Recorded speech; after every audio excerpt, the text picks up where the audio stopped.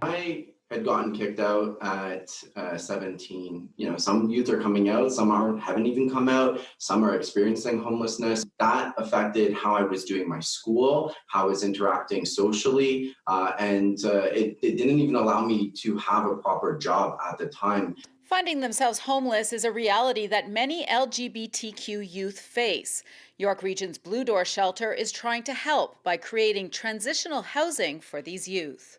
Bringing a house together so that we can have four youth come in and live independently, four youth from the LGBTQ community. It provides them a space that is more population specific. They don't have to go to a homeless shelter.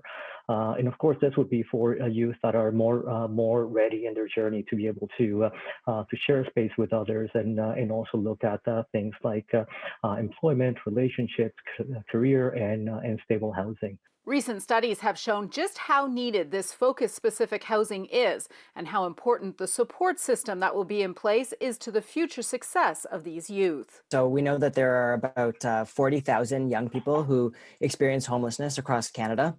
And of those 40,000, as Alex mentioned, 25 to 40% identify as LGBTQ2S. So we know that homelessness, LGBTQ2S youth are disproportionately represented. Oftentimes it has a lot to do with family conflict, specifically identity-based family rejection. So a young person might come out as queer or trans, and they would be, oftentimes forced to leave home. And that's why programs like this are just so incredibly important. These kinds of programs are life-saving because they provide a safe space for a young person to get back on their feet and to secure employment or go back to school.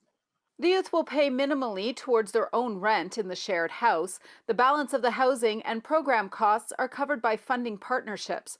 The home, combined with the supports, will be the first of its kind in the region. This program is going to allow youth to be a bit more independent, but also have other people in their lives, because I know that when you're homeless, it can be very lonely. And this gives them an opportunity to live independently, but also develop, potential friendships or, mentorships. And I think that this is a great first step to addressing a much bigger issue with how we support youth homelessness, especially around the 2SLGBT community in your region.